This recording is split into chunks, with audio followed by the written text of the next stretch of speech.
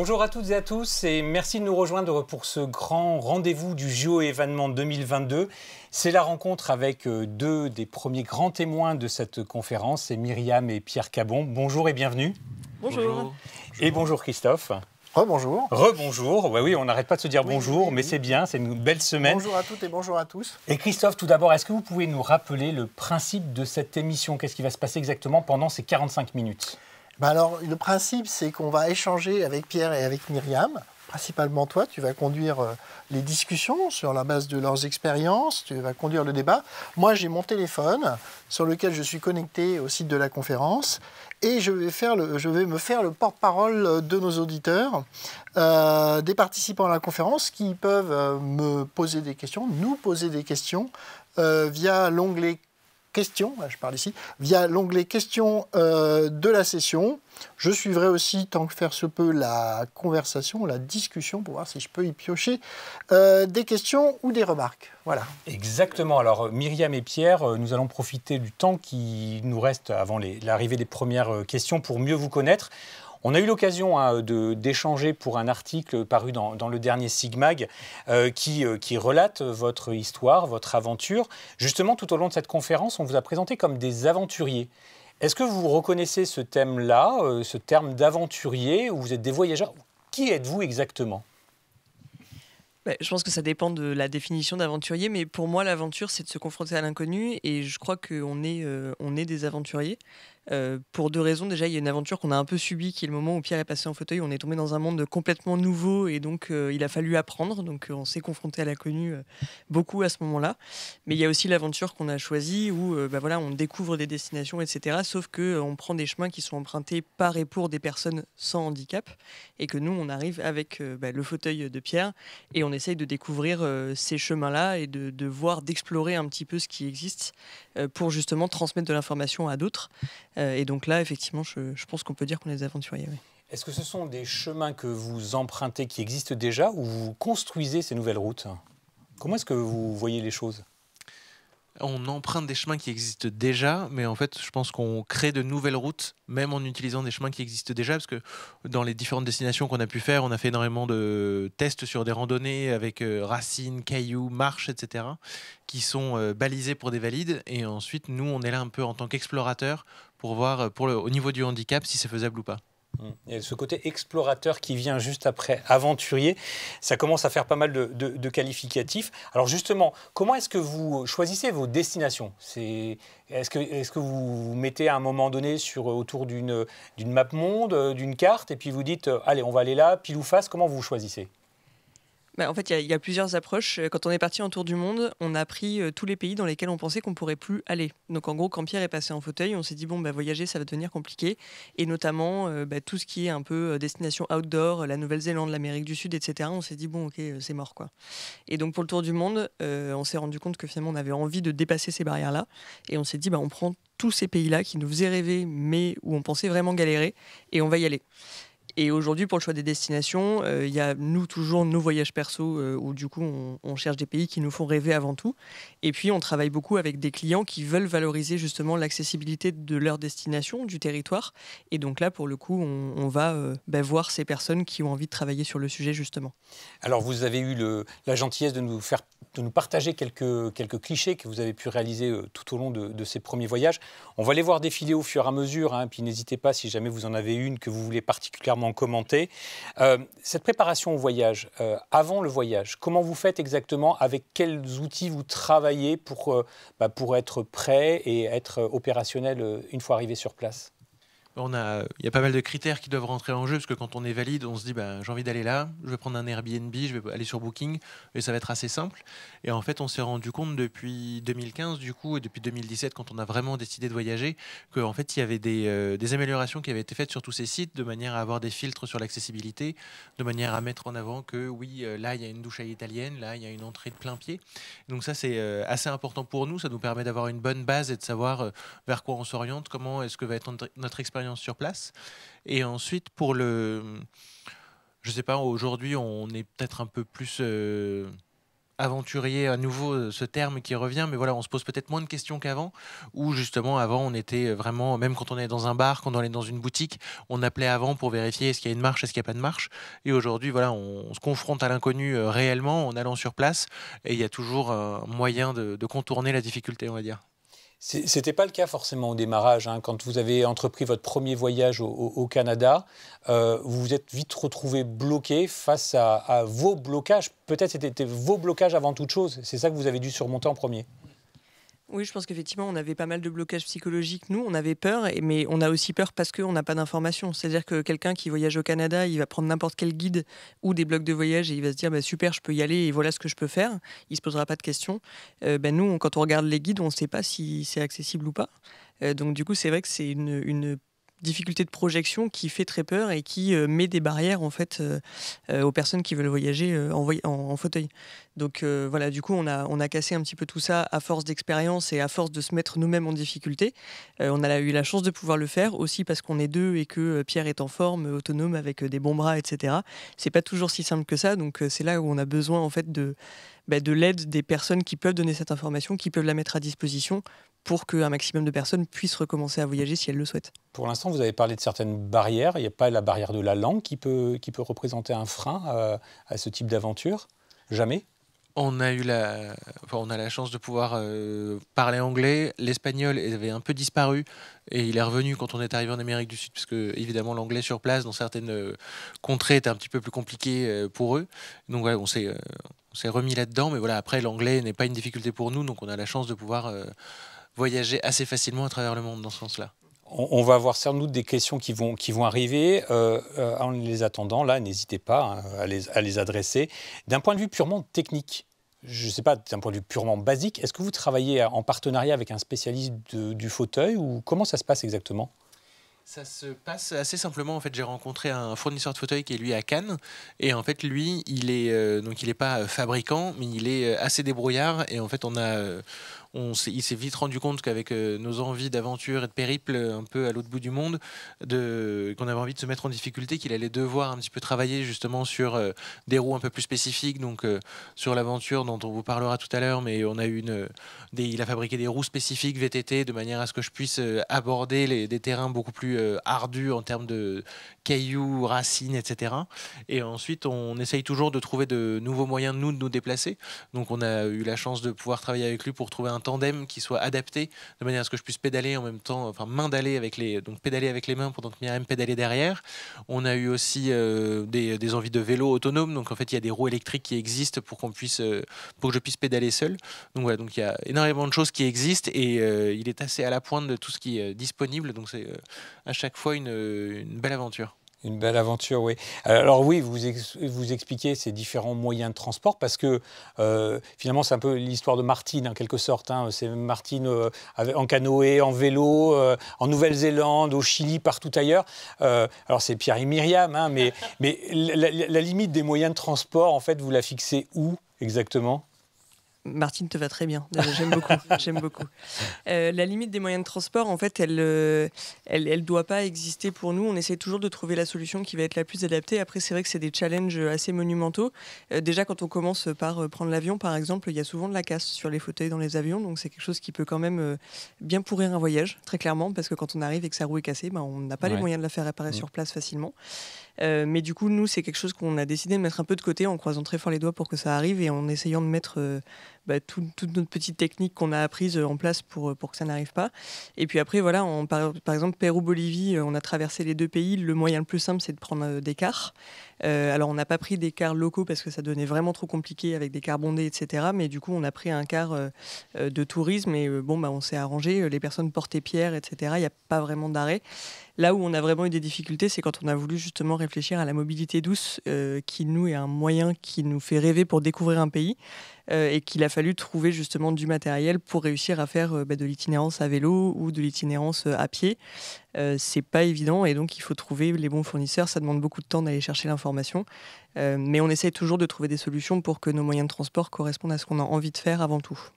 Alors c'est pas une question, c'est juste une petite histoire.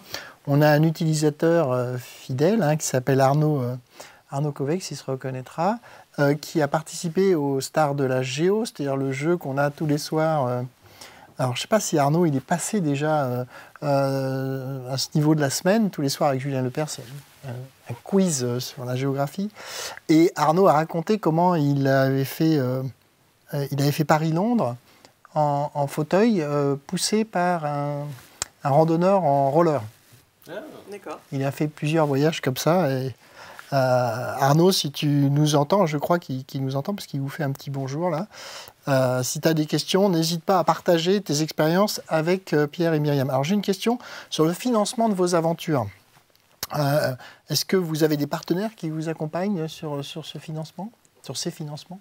Oui, tout à fait. En fait, disons qu'il y a deux choses. Notre association et notre entreprise cohabitent aujourd'hui. Donc l'association qu'on avait créée, on a monté le projet Tour du Monde et on a trouvé des partenaires. Non seulement parce qu'il fallait effectivement financer les voyages, mais aussi parce qu'on voulait que le message, nous, qu'on avait à faire passer soit répercuté dans des entreprises qui avaient une portée beaucoup plus importante que la nôtre à l'époque. Ça reste toujours vrai aujourd'hui d'ailleurs. On avait des partenaires comme Accor, etc. Donc c'est des grosses entreprises et c'est important pour nous de faire porter ces messages. On a levé 150 000 € pour ce Tour du Monde. Et l'association, elle continue à perdurer puisque des projets comme le Kilimandjaro, par exemple, des projets qui sont orientés plutôt sur le changement de regard sur le handicap et le dépassement de soi, vont continuer à être financés par l'association et à être organisés. Et ensuite, maintenant, on travaille avec des clients pour notre entreprise. Donc, nos voyages sont pris en charge par nos clients et on est rémunéré sur la partie création de contenu. Quand on voyage, donc, on vend de la photo, de la vidéo, des articles de blog. D'accord. Alors, c'est une excellente transition. Avez-vous un blog ou une chaîne YouTube ? Nous avons tout à fait ça. Non, on a développé justement du coup des réseaux sociaux dès qu'on a créé l'association. On a créé le blog parce que c'était l'idée en fait de transmettre de l'information, comme disait Myriam, où on écrit nos articles de la même manière qu'un valide pourrait les écrire pour d'autres valides. Et ensuite, pour chaque activité découverte, on a un encart spécifique sur l'accessibilité où là, on renseigne de manière objective toutes les informations, de manière à ce que nos lecteurs puissent se projeter et se dire, ben voilà, moi, je peux ou pas, avec mon handicap ou mon équipement, faire telle ou telle chose. Et ensuite, on a une chaîne YouTube où là, on va essayer de retransmettre un peu de manière un peu plus vivante qu'un article de blog toutes nos aventures, que ce soit en Martinique ou ailleurs. Et on est présent sur Instagram et sur Facebook. Donc c'est Wild World et le blog c'est wildworld.org. Alors une question de connaisseur, c'est Arnaud dont je parlais qui a une question pour vous. Il utilise une 3 roues Magellan. Je ne sais pas si ça vous dit quelque chose, certainement. Est-ce que vous utilisez ce moyen de transport ? Avez-vous une roue électrifiée ? Alors la roue Magellan, moi, je l'ai découverte quand cet été, on a du coup gravi le Kilimandjaro. Et donc j'ai utilisé cette roue qui était très pratique parce que justement elle nous a permis d'avancer plus facilement et d'aborder un peu plus sereinement tout ce qui était chemin un petit peu compliqué. Et pour le côté roue électrique, j'en ai également une, mais je m'en sers moins souvent, ayant pas mal d'autonomie au niveau des bras, etc. Je prends plus le temps avec le côté manuel qui prend moins de place, on va dire. Et la roue électrique, on s'en sert plus pour des expéditions un petit peu différentes ou quand on sait qu'on va avoir des chemins assez plats et goudronnés. Alors on voit défiler au fur et à mesure les photos de cette dernière expédition au Kilimandjaro. Concrètement, qui d'entre vous a eu cette idée folle d'aller jusqu'en haut du toit de l'Afrique ? Je crois que c'est moi, effectivement. Ouais.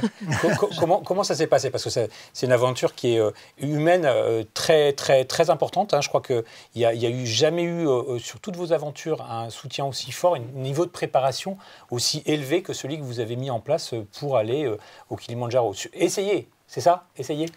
Essayer, quasiment réussir. Ouais. On a quasiment atteint le sommet, mais pas tout à fait. Allez-y, donc comment ça s'est passé exactement, cette aventure ? En fait, c'est un projet qu'on avait prévu de faire pendant notre Tour du Monde. Donc, quand on a conçu le Tour du Monde, on s'est dit, OK, donc il y a la partie blog, on fait nos voyages, on raconte nos aventures et on donne de l'information.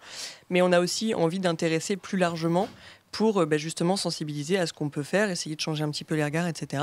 Et donc, on s'était fixé un défi majeur par continent. Donc, on s'était dit, on va commencer par le Machu Picchu, les centaines de marches, etc. en Amérique du Sud, la traversée de la Nouvelle-Zélande en tandem pour le côté justement mobilité douce et itinérance. Et en Afrique, ça s'est imposé assez vite. On s'est dit, le sommet qui est quasiment à 6000 mètres, mais qui ne demande pas d'alpinisme, en fait, c'est quasiment le seul au monde. Et donc, du coup, on va profiter de ce fait de pouvoir juste faire de la rando et on va choisir d'aller gravir le Kilimandjaro. Et donc, on n'a pas pu le faire puisque c'était prévu en juillet 2020. Et heureusement, parce que franchement, on n'était pas du tout préparés et que ça aurait été vraiment compliqué. Donc là, on l'a replanifié pour 2022 et ça nous a laissé le temps de passer 6 mois de préparation physique intensive avec des coachs spécialisés, à la fois sur le côté nutrition et sur le côté préparation physique, cardio et renforcement musculaire. Et on s'était préparé à le faire à 3, donc avec Nicolas, notre associé, Pierre et moi. Et en réalité, on s'est rendu compte en arrivant sur place que c'était absolument impossible, mais vraiment, parce qu'il fallait porter Pierre beaucoup, etc. Et on a eu la chance de voir cette aventure se transformer d'une aventure à 3 à une aventure à 20, avec toute l'équipe de porteurs sur place qui s'est approprié le projet en fait. Et on a vécu un truc, je pense que ça fait partie des plus beaux souvenirs de notre vie, quoi. Des plus beaux souvenirs. Il y a peut-être des questions là-dessus. Alors, j'ai pas des questions, non, j'ai des questions sur d'autres sujets. Alors, je ne sais pas si tu veux poursuivre sur Kilimandjaro ou j'enchaîne.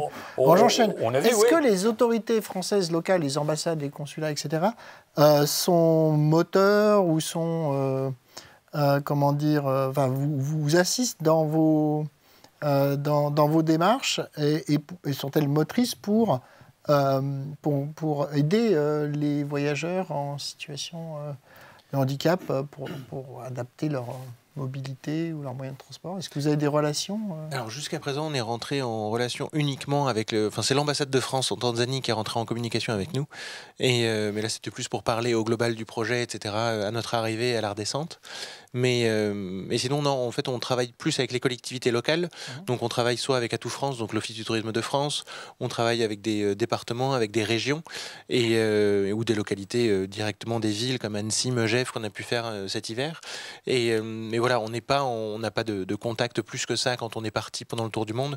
On y est un peu parti par nous-mêmes et on a organisé ça avec nos petites mains. Mais voilà, on essaye, quand c'est une collectivité, de travailler avec eux pour essayer de leur montrer, nous, de mettre en avant ce qu'eux ont mis en place et ensuite de leur dire, voilà, par rapport à ce qu'on a vécu, quelles sont les améliorations qui peuvent être faites et comment est-ce qu'on peut, nous, les accompagner ensuite par la suite pour potentiellement les aider à améliorer encore plus ce qui est déjà fait. Ça rebondit un peu sur la question de Véronique. Est-ce que certaines de vos aventures ont permis, d'adapter des sites pour permettre l'accès ou des pratiques de plein air pour les personnes à mobilité réduite? Alors, oui, je pense que oui, parce que globalement, en fait, quand on passe, on n'a pas toujours les retours, mais quand on passe, nous, quand on voyage, on a systématiquement ce feedback qu'on souhaite faire aux personnes avec qui on travaille, en leur disant, voilà, là, tu pourrais acheter tel équipement qui coûte 15 € et ça faciliterait vachement la vie, etc. On l'a beaucoup fait sur des activités outdoor quand on voyage dans le cadre de nos projets pro. Et après, sinon, on permet aussi à des entreprises des entreprises ou des assos qui mettent des moyens à disposition pour les activités, justement, de se faire connaître et donc forcément d'augmenter le passage des personnes en situation de handicap, donc des types de handicap aussi qui peuvent se présenter et donc on crée un espèce de retour d'expérience collectif sur ce type d'aventure. Là où on sait qu'il y a eu des améliorations, c'est que pendant ce tour du monde, on a donc beaucoup travaillé avec le groupe Accor notamment, et on a fait des diagnostics d'accessibilité de l'ensemble des hôtels du groupe Accor qu'on a traversés. Ce qu'on fait aussi d'ailleurs avec les hôtels indépendants ou les hébergements indépendants dans lesquels on s'installe pour une nuit ou plus. Et là, pour le coup, on sait qu'il y a des choses qui ont été achetées, des matériels qui ont été mis à disposition, éventuellement des travaux qui ont été faits en fonction des endroits quand il y avait besoin. Et ça, pour nous, c'est hyper important parce que on ne peut pas dire aux gens voyager en fauteuil si derrière on ne dit pas aux professionnels aidez-les à voyager en fauteuil. Je trouve que c'est compliqué. Et c'est justement un des axes de votre évolution de Wheelworld dont on parlait tout à l'heure, qui était votre association au départ, votre média pour promouvoir, porter vos différents voyages et vvos expériences, qui s'est muté finalement en une entreprise, donc avec Nicolas qui est votre associé, je crois, sur ce projet, et qui vous proposez maintenant vos services, vos conseils, votre expertise pour favoriser l'accessibilité, c'est ça ? C'est ça, exactement. En fait, on travaille à la fois pendant la construction, si jamais c'est un hôtel qui est en construction, l'accompagnement tout au long de la construction, de manière à ce que, quand l'hôtel est fini, il n'y ait pas, par exemple, de travaux à refaire au niveau des salles de bain, au niveau des chambres et des aménagements. Et ensuite, on les accompagne également sur la rénovation, parce que c'est extrêmement important. Quand un hôtel se rénove, ils sont déjà aux normes, mais de manière à amener il y a une norme qui existe et qui est importante à suivre, évidemment, dans chaque pays, mais il y a ce petit bon sens qui peut être ramené données ensuite par la suite. Et donc c'est ce qu'on essaye de faire avec le côté expérience client, parce que la norme ne prend pas en compte ce côté-là. Et donc quand on arrive dans une salle de bain où le siège est placé pile sous le pommeau de douche et donc on ne peut pas l'ouvrir une fois qu'on est assis, ce sont des petites choses voilà, qu'on essaye de faire passer comme message. Et généralement les hôteliers sont assez ouverts pour ça et justement pour les prendre en compte et ensuite le mettre en place dans d'autres hôtels par la suite. Sachant qu'aujourd'hui on le fait beaucoup effectivement avec des groupes hôteliers, mais que on est tout à fait en capacité de le faire pour d'autres types d'établissements d'accueil en fait, ou d'espaces qui reçoivent du public. Ça peut être fait pour des sites touristiques, ça peut être fait pour plein de choses. Des entreprises, il y a des solutions qui sont faciles à mettre en œuvre en fait et qui coûtent pas des 1000 et des 100. On n'est pas toujours obligé de tout casser pour tout refaire. Et du coup c'est vrai que c'est là où l'usage devient important. Quand on construit selon une norme, c'est bien, mais si on ne connaît pas l'usage, on a du mal à se projeter. En fait, c'est assez difficile pour quelqu'un qui ne connaît pas du tout de faire les choses au mieux, on va dire. Et donc, c'est là où c'est important de pouvoir faire appel à quelqu'un qui connaît pour construire les bonnes choses au bon endroit, quoi. C'est votre ressenti. Vous trouvez que les réglementations en matière d'accessibilité sont difficiles à comprendre ? En fait, aujourd'hui, il y a des normes qui existent. Quand il y a des nouvelles normes, elles s'ajoutent aux anciennes normes. Et ça devient de plus en plus compliqué en fait, pour un hôtelier de s'y retrouver ou pour toute autre entité en fait, qui reçoit du public. Et voilà, et c'est pour ça que nous, on s'attache au côté pratique, au côté usage qui est pour nous le plus important. Parce que c'est quand un ERP comprend les besoins de la personne, ça va être beaucoup plus simple pour qu'il y ait plus de personnes qui viennent. Parce que nous, c'est souvent des retours qu'on a pu avoir ou quand on conseille à des hôteliers de changer, par exemple, simplement le placement du lit ou le placement d'une étagère. Ils nous disent, mais oui, mais je ne reçois personne en situation de handicap. Et en fait, si c'était fait, peut-être qu'il y en aurait plus et que le cercle deviendrait plus vertueux qu'autre chose. Et puis je pense qu'au-delà de la difficulté, en fait, elles sont pas forcément difficiles à comprendre, mais elles donnent des dimensions, elles donnent des positionnements, etc. Mais elles peuvent pas être complètes parce qu'on peut pas tout millimétrer. Et c'est vrai que l'exemple que donnait Pierre tout à l'heure, c'est qu'on peut avoir une salle de bain qui est aux normes par rapport aux espacements, etc., mais où le siège est placé sous le pommeau de douche, et donc une fois qu'on est assis, on peut plus l'ouvrir. Et ben ça, en fait, la norme, elle le dit pas, parce que ça semble évident, mais du coup quand on n'a pas eu l'habitude de se dire je m'assieds puis je peux pas me tenir et je dois ouvrir la douche derrière moi, on fait pas forcément attention. Il y a le bon sens, il y a le côté pratique qui doit reprendre le dessus et qui n'est pas forcément évident. Et vous n'avez pas forcément l'impression que les gens traînent des pieds, c'est un ensemble. C'est très variable. C'est très variable. Si quelqu'un, enfin, il y a des gens qui sont très proactifs et qui ont très envie de faire évoluer les choses. C'est vrai que je crois qu'il y a quand même beaucoup de directeurs d'établissements, notamment sur les hébergements, qui sont confrontés à cette problématique de je n'ai pas de personne en situation de handicap, donc j'ai pas de feedback, donc je pense pas à faire des améliorations parce que c'est pas mon public. Mais finalement, effectivement, si c'est pas accessible, il y aura pas de personne en situation de handicap, donc pas de feedback. Donc ça devient un cercle vicieux. Et voilà, il y a des gens qui disent clairement, moi c'est des investissements que je suis obligé de faire, donc je les fais, mais franchement c'est pas ma priorité, quoi. C'est ce qui s'entend aussi dans des domaines où les marges sont très serrées. Voilà. Alors je prends la main un petit peu, j'essaie de classer les questions. Une question qui est un peu liée à la discussion qui vient d'avoir lieu. Dans les pays que vous avez traversés, quels sont ceux qui sont le plus développés pour l'accessibilité des personnes à mobilité réduite ? Sans surprise, les pays anglo-saxons sont les meilleurs. On avait découvert les États-Unis en 2018, où on voyage sur place, on ne se pose aucune question, que ce soit en pleine nature ou dans la ville, un hôtel, on a besoin d'avoir des toilettes. On sait que dans n'importe quel restaurant, on va pouvoir y aller. On n'a pas besoin de les appeler en avance, comme je disais tout à l'heure. Et après, Australie, Nouvelle-Zélande, Angleterre, c'est exactement la même chose. En fait, il y a une ouverture par rapport au handicap qui est beaucoup plus simple. Les gens se posent moins de questions, il y a moins de regards qui imposent un petit peu de différence quand les gens croisent mon regard ou autre. Et ça s'est vu aux États-Unis avec la guerre du Vietnam, pas la crise.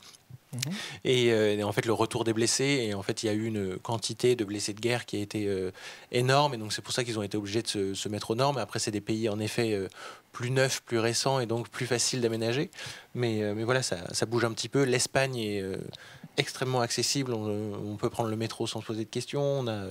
On a déjà fait Madrid, mais même fait Barcelone aussi, on s'en est rendu compte. Mais voilà, il y a énormément de destinations qui essayent de se développer là-dessus. Mais voilà, sur le continent européen, ça met un peu de temps. L'Autriche et l'Allemagne aussi sont très avancés sur le sujet. Ah, c'est pas bon pour la France, tout ça. Alors, Arnaud, dont je parlais tout à l'heure, qui donne son expérience. Alors, je me fais le porte-parole d'Arnaud, sinon il faudrait qu'il nous appelle.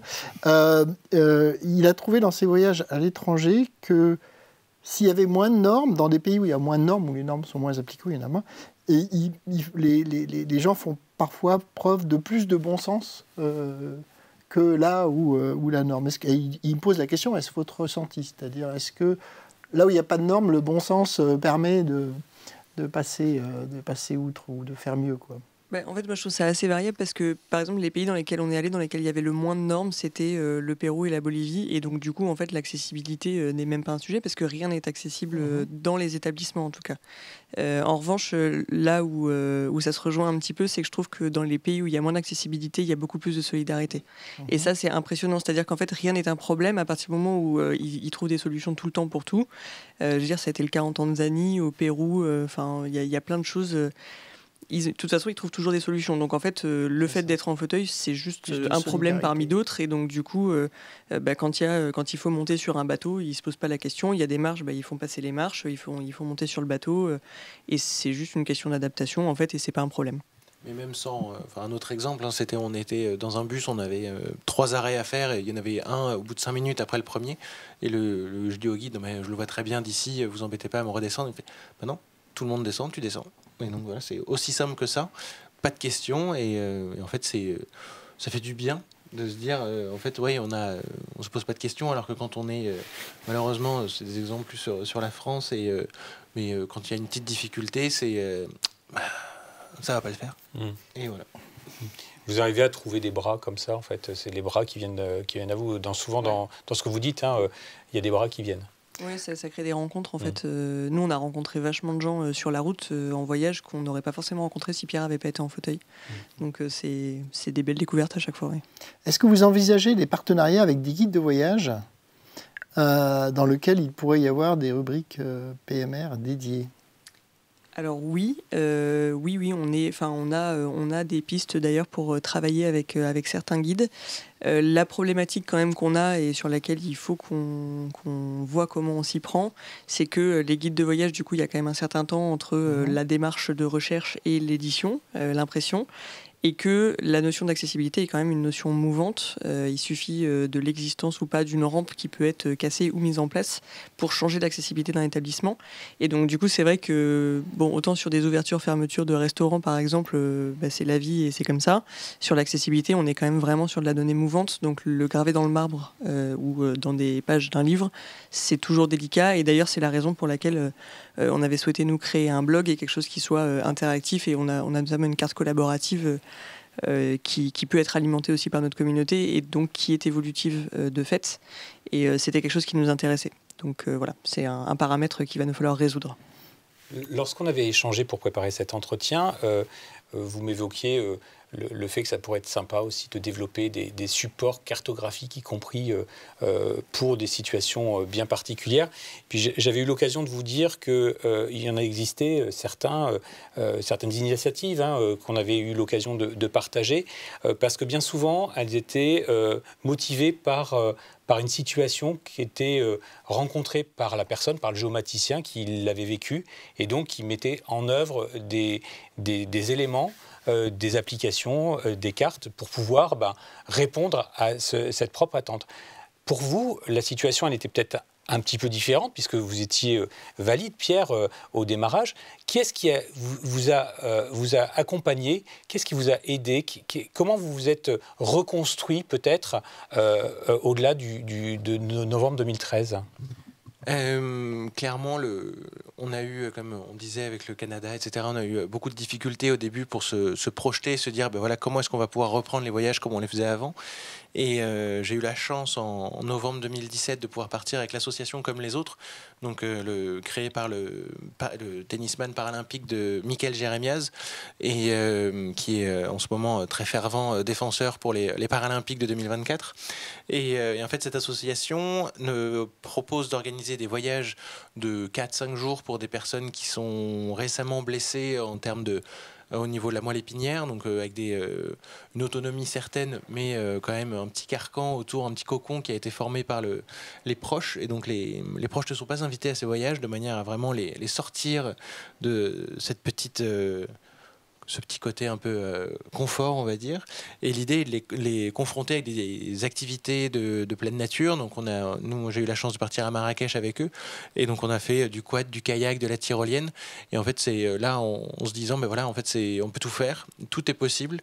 Et c'est ça qui nous a vraiment ouvert les yeux pour l'organisation de notre voyage de noces aux États-Unis, du coup, où on s'est dit, ben voilà, en fait, si tu as pu faire de la tyrolienne au Maroc, tu peux à peu près tout faire partout dans le monde. Et donc c'est comme ça qu'on a pu se projeté, qu'on a eu cette envie de partager cette information qui n'existait pas ou quasiment pas quand je suis passé en fauteuil en 2015. Oui.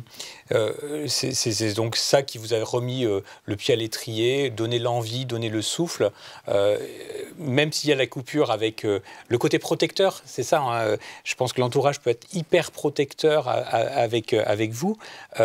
Maintenant, vous en avez besoin, forcément, en fait.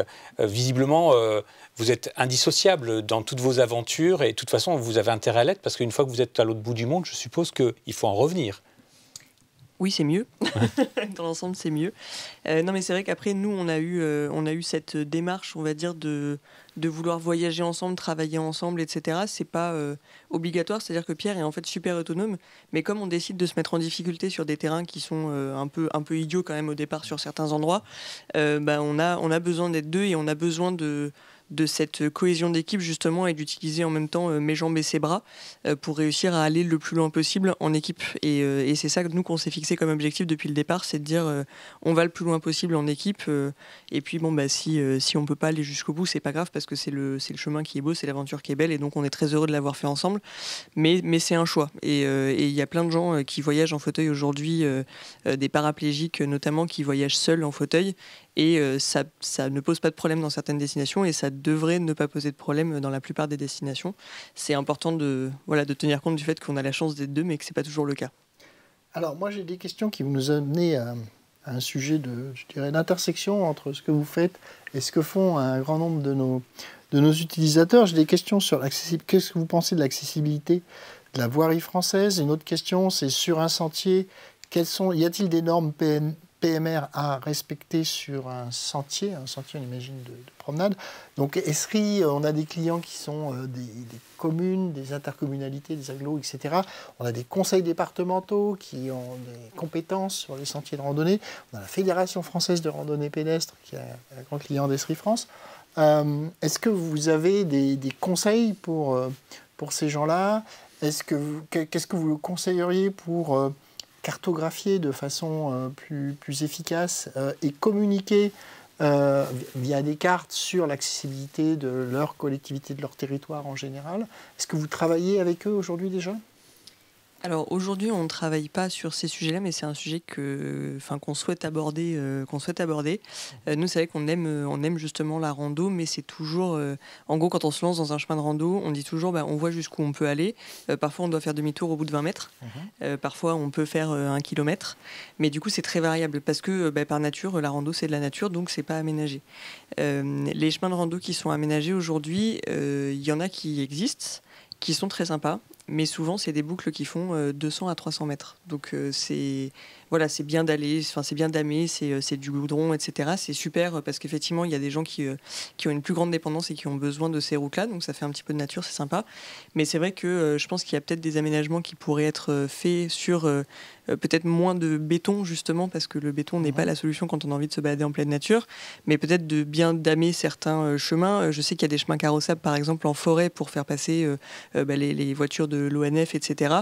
Pourquoi ne pas les damer un tout petit peu plus pour permettre justement à des gens de pouvoir aller se balader dessus, pardon. Et après, c'est vrai que sur la cartographie, pour le coup, c'est hyper important d'essayer de centraliser l'information. Ce qui est compliqué quand on est en fauteuil, c'est qu'on a toujours de l'information partout dans tous les sens et qu'il faut aller la chercher, donc ça prend un temps fou. Et d'essayer de centraliser l'information et notamment de donner une capacité de projection à la personne qui veut aller se balader, donc lui donner des images par exemple du chemin. Je sais que c'est des choses qui peuvent être faites avec vos technologies, donc ce serait incroyable. Mais de se dire que voilà, ce qui est bloquant aujourd'hui pour aller faire une rando, c'est qu'on ne sait pas ce qu'on va trouver. Si on arrive à se projeter en sachant ce qu'on va trouver avec, on voit s'il y a des cailloux ou pas, on voit s'il y a des racines en fonction de son équipement, de tout ça. Est-ce qu'il faut que j'y aille avec quelqu'un pour m'aider? Est-ce qu'il faut que j'y aille avec une roue électrique ou avec autre chose? Et ça changerait la vie, je pense. Alors on est sur évidemment la notion de ce qu'on appelle dans nos métiers des vues immersives, c'est-à-dire un peu comme Google Street View, mais voilà, qui a été faite sur mesure, mettons le long d'un chemin de randonnée, à la fois parce que ça a une importance touristique pour la totalité de la population, ça permet certainement de se repérer, de voir les obstacles, parce que j'imagine que c'est la reconnaissance, on est dans la reconnaissance de ce qu'on va faire. Mais aussi de savoir mesurer les choses, c'est-à-dire mesurer la hauteur d'un obstacle en centimètres, ces choses qui peuvent être faites, et j'imagine qu'avec nos clients, vous pourriez travailler à de la reconnaissance, parce que vous savez quels sont les obstacles, vous les connaissez. Parce que vous les avez rencontrés déjà, j'imagine. Ça pourrait être vraiment intéressant. Est-ce qu'il y a quelque chose, c'est une question à moi ça, est-ce qu'il y a quelque chose comme une tendance à équiper les fauteuils de capteurs qui permettent par exemple de garder trace d'où on est passé? Alors c'est vrai que le téléphone le permet, mais aussi... je ne sais pas moi, d'enregistrer les obstacles ou la difficulté de progression, l'énergie consommée. Est-ce que vous mesurez l'énergie consommée par les bras en fonction du terrain? C'est quelque chose qui se fait déjà ou pas? J'avoue que je n'en ai absolument aucune idée. Je pense que j'en ai jamais entendu parler, mais ce serait extrêmement intéressant de savoir, en effet, quand c'est un peu comme les caméras Street View, en effet, qui va permettre de recenser avec des vidéos autour de soi et de se dire, voilà, là, on sait qu'il y a une racine, de quasiment pouvoir modéliser le chemin en 3D quand le fauteuil passe. Ce serait un vrai plus. Et après, ce serait... L'idéal, ce serait en effet, d'avoir des chemins plus balisés, où on a plus d'informations. Quand on était aux États-Unis, par exemple, quand on allait dans les parcs nationaux, on allait voir les rangers au début de chaque parc. Et en fait, sur chaque parc, ils ont une carte qui référence tous les chemins de randonnée qui existent. Et la plupart avaient un petit logo fauteuil. Et on voyait jusqu'où on pouvait aller. Où on savait que ça allait être damé à peu près sans goudron, mais simplement le sable un peu plus facile d'accès. Et ensuite, le ranger disait, en fonction de votre équipement, c'est vous qui décidez si vous allez aller pouvoir plus loin. Mais au moins, on savait jusqu'où on pouvait aller. Et ça, c'est un vrai plus. Parce qu'aujourd'hui, quand on va en effet sur des sites de randonnée et autres, en France, en tout cas, on a peu ou pas d'informations sur ce qu'on va trouver. On commence un petit peu, en fonction des GR, etc., à avoir quelques informations, mais ça reste quand même très petit. Et donc voilà, on serait avide d'informations à ce niveau-là. Oui. Et est-ce qu'il y a vos attentes? Elles peuvent aller aussi sur la multi-accessibilité. Là, on parle beaucoup de fauteuils roulants. Est-ce que dans votre blog, sur les conseils que vous donnez, par exemple, vous insistez sur des problématiques qui ne sont pas forcément les vôtres, mais qui touchent d'autres personnes? Alors, sur le blog, on peut essayer, mais c'est vrai qu'on n'est pas forcément expert. Aujourd'hui, le blog, il est rédigé par nous pour des personnes plutôt en fauteuil. On parle aussi pas mal de handicap un petit peu plus lourd, de handicap moteur un petit peu plus lourd, de type tétraplégie par exemple, donc des gens qui ont des fauteuils électriques ou qui ont du mal à se servir de leurs bras et qui vont avoir peut-être plus de difficultés du coup que nous. Ça, on essaie d'en tenir compte parce que finalement, c'est un peu une extrapolation de ce qu'on vit. Sur le côté personnes malvoyantes ou malentendantes, etc., c'est quand même plus difficile pour nous de se projeter. Mais du coup, on va essayer, nous, de transformer notre blog. C'est une décision qu'on a prise et qu'on est en train de commencer à travailler pour justement déjà qu'il ne parle plus que de nous, parce qu'en fait, voilà, c'est pas forcément... voilà, il n'y a pas que nous. Et puis, on a envie justement de mutualiser cette connaissance et on s'appelle le média de l'aventure pour tous et on a envie que ça le devienne vraiment. Donc, on voudrait qu'il y ait des multi-contributeurs sur des handicaps différents et qui parlent aussi de différents types d'aventures. Nous, aujourd'hui, on parle de voyage, on aimerait parler d'aventures entrepreneuriales, artistiques, d'aventures sportives. On a vraiment envie d'élargir tout ça donc pour parler de plus de handicap et de plus d'aventures différentes. Une question de Arnaud, toujours Arnaud. Est-ce que Pierre a déjà fait des voyages seul? À part le voyage au Maroc, ouais, c'est le seul que j'ai fait. En fait, on s'est jamais séparés à part l'enterrement de vie de garçon avant le mariage. Mais tu n'étais pas seul au Maroc. et je n'étais pas seul au Maroc. Non, mais voilà, j'ai jamais fait de voyage solo, en tout cas depuis que je suis en fauteuil. Oui. Ouais, c'est une question peut-être effectivement d'envie. À propos d'envie, vous nous racontez vos voyages donc dans le cadre de ce tour du monde qui avait un but, qui avait une destination, qui était dans le cadre bien organisé. Vous voyagez maintenant pour le métier, le boulot, hein, pour aller à la rencontre de ces établissements qui font appel à vous. Qu'est-ce que vous faites pour vous reposer en vacances? Vous faites quoi? Vous voyagez aussi? Alors ça dépend des moments. On voyage quand même pas mal, notamment parce que nous, du coup, pendant nos vacances, on se ressource pas mal avec des amis et de la famille, et que comme ils habitent un peu aux quatre coins de la France, voire de l'Europe, ça nous incite à voyager pour aller les voir. Il y a des moments où on a besoin de se poser un peu. Donc on a un petit coin de paradis en Sologne dans lequel on va parfois couper complètement et se poser et ne penser à rien et mettre les téléphones dans un coffre fermé, parce que c'est vrai que c'est aussi très prenant. Il y a le côté voyage qui est fatigant. Mais c'est aussi très prenant d'être sur les réseaux sociaux beaucoup. C'est un truc qu'on adore faire, mais on est sollicité constamment, ce qui est génial parce que ça prouve qu'il y a des vraies questions. Mais du coup, voilà, c'est parfois un peu fatigant, donc on a besoin de couper. En général, au mois d'août, on coupe tout complètement, pendant une bonne partie du mois en tout cas. La semaine dernière, c'était La Réunion, c'est ça? C'est bien ça, oui. Et prochaine destination, donc la Sologne au calme ou... Le Cambodge pour la prochaine destination. Ah. On se laisse une semaine entre la Réunion et le Cambodge pour travailler, en fait. pour travailler à tout ça. Alors, il y a peut-être des dernières questions. C'est en train de s'achever. On arrive presque au terme de l'émission. Le temps que les dernières questions arrivent, moi, j'en avais une. Et je voulais vous partager, c'est un drôle de paradoxe, finalement. Et je voulais que vous m'expliquiez ce que vous en pensez exactement. Si je vous dis, en fait, que votre vie fait rêver, qu'est-ce que vous en pensez? Merci, déjà. Je pense que c'est une vie à laquelle on ne s'attendait pas, clairement. Et elle fait rêver, elle nous fait rêver même tous les jours. Hein. Quand on voyage, c'est quand même des découvertes qu'on n'aurait certainement jamais fait de notre vie peut-être valide. On n'aurait peut-être jamais imaginé pouvoir faire tout ça.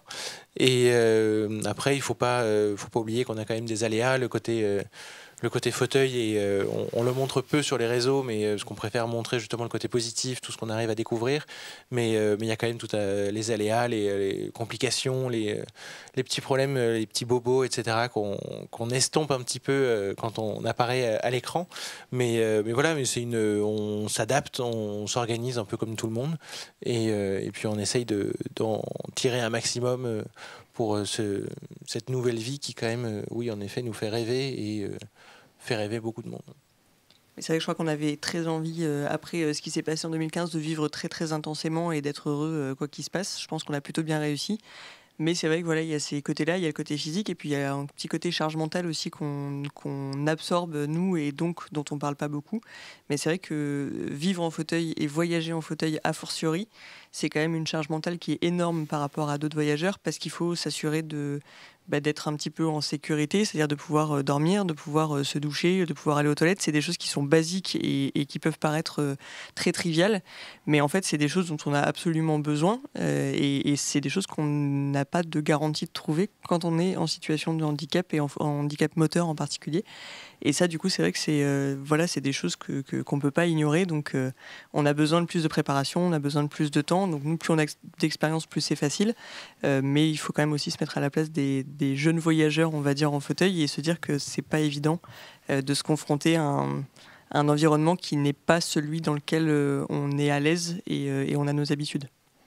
Est-ce qu'il vous arrive de faire des interventions dans le milieu scolaire éducatif, notamment pour sensibiliser aux problématiques de la mobilité, même pas en voyage, mais au jour le jour, day to day, comme ça? Complètement, oui. Ouais. On a à cœur, en fait, on sait que c'est par là que ça vient, et pour la suite, en fait, c'est eux la génération de demain. Et en fait, on se rend compte à chaque intervention scolaire qu'on peut faire, que ce soit petite classe ou collège même, en fait, l'accueil est complètement différent d'un adulte d'aujourd'hui. Et ça, à chaque fois, c'est en fait, t'es comme nous. Et les premières questions qu'ils nous posent, c'est plutôt, c'est pas quel pays on a vu, c'est plutôt comment tu t'habilles, comment est-ce que tu mets tes chaussures.